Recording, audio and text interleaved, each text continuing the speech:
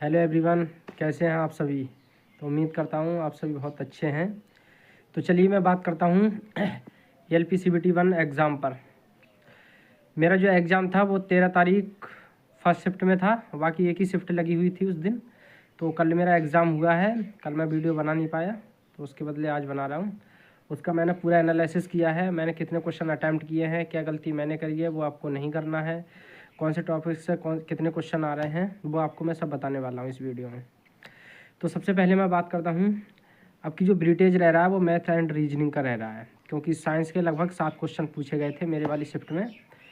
7 question आए थे science से, 2-3 करंट से थे, लगभग 10 क्वेश्चन थे करंट और साइंस के लगभग। तो मैं बताऊं आपके लिए साइंस के कौन कौन से क्वेश्चन थे, किस चैप्टर से थे। 2 क्वेश्चन थे, 3 क्वेश्चन थे फिजिक्स से, जिसमें से एक प्रकाश, मैं क्वेश्चन नहीं बता सकता कौन कौन से हैं, हालांकि मुझे सब कुछ पता है क्वेश्चन कौन से हैं, लेकिन क्वेश्चन शेयर नहीं कर रहा हूँ मैं, बाकी चैप्टर बता सकता हूँ आपके लिए। चैप्टर प्रकाश का परावर्तन एवं अपवर्तन से अवतल दर्पण से था क्वेश्चन। बाकी 2 क्वेश्चन थे साउंड वाले चैप्टर से, 2 क्वेश्चन उससे थे, 3 फिजिक्स के हो गए। बाकी 2 केमिस्ट्री से थे, केमिस्ट्री से विषमांगी मिश्रण से थे, और बाकी रिएक्शन से थे, कौन सी विस्थापन अभिक्रिया है, ऐसा क्वेश्चन पूछा गया था। 3-4 ऑप्शन दे रखे थे, एक ऑप्शन एलिमिनेट करना था कि इनमें से कौन सा नहीं है विस्थापन अभिक्रिया वाला। बाकी ये केमिस्ट्री को हो गए, दो बायोलॉजी के थे, दोनों टिश्यू से थे, ठीक है। तो कुल मिला के 7 क्वेश्चन थे साइंस से। बाकी जो बचे 2-3 क्वेश्चन वो करंट से थे, कुल मिला के 10 क्वेश्चन थे। मैं तो करंट में 2-3 क्वेश्चन थे उसमें एक ही क्वेश्चन लगाया, बाकी मैंने 2 तो वो पढ़े भी नहीं ढंग से, जब मुझे आ ही नहीं रहे तो वो मैंने लगाए भी ना। अब बाकी बताएं मैथ का तो मैंने मैथ का पूरा एनालिसिस करा है, उसके बाद ही आपके लिए बता रहा हूँ। देखिए सबसे पहले मैं बात करूँ मैथ का। ऐसे क्वेश्चन आ रहा है परसेंटेज से, किसी संख्या का 5% उसी संख्या के 4% से कितना अधिक है, ये क्वेश्चन इस टाइप से पूछा गया था। बाकी एक क्वेश्चन मध्यानुपाती से पूछा गया था, एक शंकु से था, एक वृत्त से था, एक त्रिभुज से था, एक औसत से था, एक पार्टनरशिप से था, 2 बहुलक से थे, एक फार्मूला बेस्ड था और बाकी एक वैसे सादा बहुलक पूछा गया था, दे रखे थे श्रेणी, उसमें पूछा गया था इनमें से कौन सा बहुलक है। 2 बोर्ड मास से थे, 2 क्वेश्चन टाइम एंड वर्क के थे, ये कैल्शियम का था। दूसरा प्रतिशत छूट प्रॉफिट से, 4 क्वेश्चन लगभग तीनों चैप्टर से थे, प्रतिशत से, छूट से, प्रॉफिट एंड लॉस से। बाकी ये हो गए मैथ के, मैंने सारे चैप्टर बता रखे हैं, इनसे क्वेश्चन आए थे।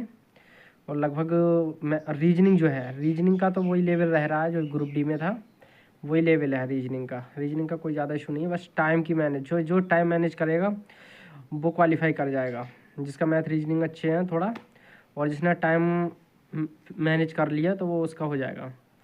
अब बात ये है मैंने कितने अटैम्प्ट करे, मैंने कितना अटैम्प्ट रहा मेरा जो रहा क्वेश्चन अटैम्प्ट 64 रहा, जिसमें से मैंने साइंस के सारे क्वेश्चन लगाए थे, 7 क्वेश्चन पूछे थे, 7 में से 2 क्वेश्चन नहीं लगाए थे, 6 क्वेश्चन लगाए थे, 1 क्वेश्चन नहीं लगाया था। बाकी मैथ रीजनिंग के लगाए थे, मेरे मैथ के 2-3 क्वेश्चन छूट गए थे टाइम इशू की वजह से, क्योंकि 60 मिनट में 65 क्वेश्चन मैथ रीजनिंग के करना आसान नहीं है। तो मेरा 64 अटैम्प्ट रहा। बाकी अगर 55-50 के अटैम्प्ट, 55 के लगभग अटैम्प्ट रह रहा है सभी का, तो मैं मानता हूँ 2-4 गलती चली जाएंगी, 6-7 गलत चले जाएंगे, तो लगभग 45 के लगभग सेफ स्कोर बच जाएगा। तो 45 लगभग सेफ स्कोर है, तो आप उस हिसाब से अटैम्प्ट करिएगा। मैं तो कह रहा हूँ ज़्यादा से ज़्यादा अटैम्प्ट करें, और सबसे पहले उस क्वेश्चन को करें जो तुम्हें आता है। एक बार में अगर नहीं आ रहा है, भले ही वो आप कितना आसान नहीं सही क्वेश्चन, उसे आप अगर पहली बार में नहीं हुआ तो उसे एलिमिनेट करें, अगले नेक्स्ट बढ़ें, जब टाइम बचे दोबारा रिपीट करना। सबसे पहले आपको लास्ट तक जाना है। आपको क्वेश्चन एक बार में हो रहा है तो ठीक है, वरना एक बार में नहीं हो रहा है तो उसे एलिमिनेट करके आगे बढ़ें नेक्स्ट, नहीं तो आप सारा बेस्ट टाइम वहीं हो जाएगा और आप लास्ट तक भी नहीं पहुंच पाएंगे, क्योंकि लास्ट में क्वेश्चन आसान मिल रहे हैं, कहीं पता चलता है शुरू में थोड़ा हार्ड मिल जाते हैं, लास्ट में थोड़े आसान होते हैं। तो इसलिए आप सबसे पहले वो क्वेश्चन करें जो एक बार में हो रहे हैं, नहीं हो रहे हैं तो उसे दोबारा आके करिएगा, चाहे आप चाहें उसका कैलकुलेशन अच्छे से करना जानते हो, ठीक है। तो ये तो हो गया एनालिसिस। चलिए मिलते हैं नेक्स्ट वीडियो में, ठीक है। और अच्छे से पेपर दीजिएगा। मैं तो चाहता हूँ सभी भाइयों का, जितने भी मेहनत कर रहे हैं, सबका हो जाए। ठीक है, जय हिंद, जय भारत।